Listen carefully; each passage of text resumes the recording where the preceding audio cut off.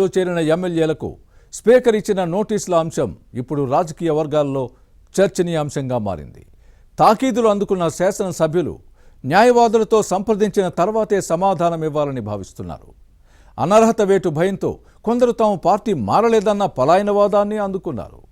నియోజకవర్గ అభివృద్ధి కోసం ముఖ్యమంత్రిని కలిస్తే ఆలయాల్లో వేసినట్లు మువ్వన్నెల కండువా కప్పారన్న వితండవాదాన్ని వినిపిస్తున్నారు. అలాంటి వారిలో గద్వాల ఎమ్మెల్యే బండ్ల కృష్ణమోహన్ రెడ్డి ఒకరు.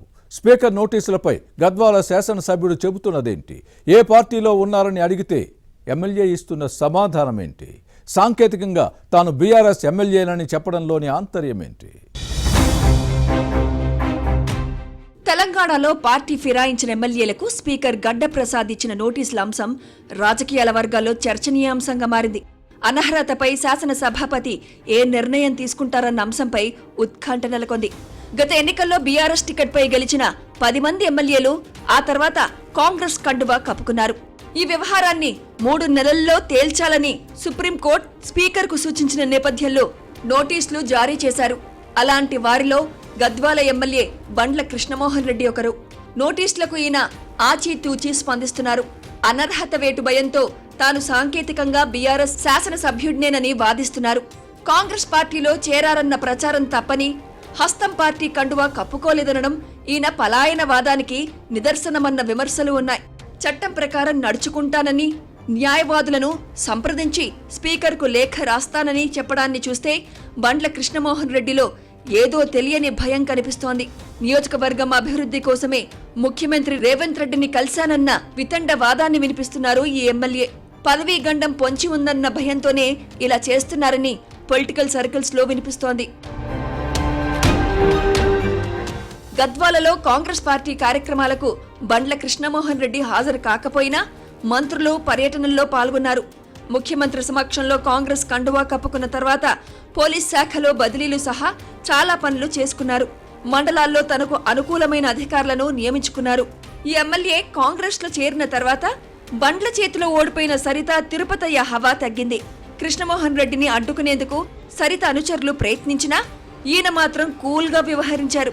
సరితకు నాగర్ కర్నూల్ కాంగ్రెస్ ఎంపీ మల్లు రవి మద్దతిస్తుంటే కృష్ణమోహన్ రెడ్డి మాత్రం మంత్రి జూపల్లి తోడ్పాటుతో ముందుకు సాగారు. ఈ ఎమ్మెల్యే వ్యవహారం చూస్తుంటే ఫిరాయింపుల నిరోధక చట్టం పరిధిలోకి రాకుండా అన్ని జాగ్రత్తలు తీసుకుంటున్నట్టు కనిపిస్తోంది. బీఆర్ఎస్ వర్కింగ్ ప్రెసిడెంట్ కేటీఆర్ తనపై స్పీకర్కు ఫిర్యాదు చేసిన తర్వాత ఓసారి అసెంబ్లీలో లాబీలోని పార్టీ కార్యాలయంలో గులాబీ ఎమ్మెల్యేలను కలిసిన విషయాన్ని ప్రస్తావించుకోవాలి. ఏకంగా కేటీఆర్ పక్కనే కూర్చొని తాను కారు పార్టీ శాసనసభ్యుడినని చెప్పిన విషయాన్ని గుర్తుపెట్టుకోవాలి. అనంతరం కాంగ్రెస్ పార్టీతో కొంత దూరంగా ఉన్నారు.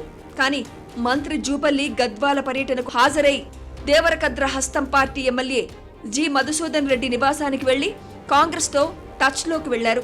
హస్తం పార్టీ నేతలు తన ఫ్లెక్సీని పెట్టడంపై పోలీసులకు ఫిర్యాదు చేసిన విషయాన్ని గమనించాలి. నియోజకవర్గ అభివృద్ధి కోసం ముఖ్యమంత్రి రేవంత్ రెడ్డిని కలిసినా గద్వాలలో ప్రగతి లేదని విమర్శించిన సందర్భాలు ఉన్నాయి. ఏ పార్టీలో ఉన్నారని మీడియా అడిగితే మాత్రం సమాధానం దాటవేస్తారు. తన నివాసంలో బీఆర్ఎస్ అధ్యక్షుడు కేసీఆర్ తో పాటు సీఎం రేవంత్ రెడ్డి ఫోటోను పెట్టుకున్నారు.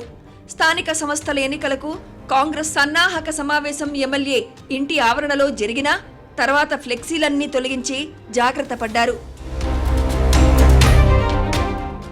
తాను మంత్రుల కార్యక్రమాలకు హాజరవ్వడం ప్రోటోకాల్లో భాగమన్నది ఎమ్మెల్యే బండ్ల కృష్ణమోహన్ రెడ్డి వాదన. ముఖ్యమంత్రిని కలిస్తే పలు దేవాలయాల్లో వేసుకుని మువ్వెన్నెల కండువా కప్పారని ఈ ఎమ్మెల్యే తెలివిగా మాట్లాడ్డాన్ని పరిశీలిస్తే ఫిరాయింపుల చట్టం కింద అనర్హత వేటు పడకుండా చూసుకుంటున్నారని అంటారు. మరి స్పీకర్ నోటీసులకు బండ్ల కృష్ణమోహన్ రెడ్డి ఏం సమాధానమిస్తారు? శాసనసభాపతి ఏ నిర్ణయం తీసుకుంటారో చూడాలి మరి.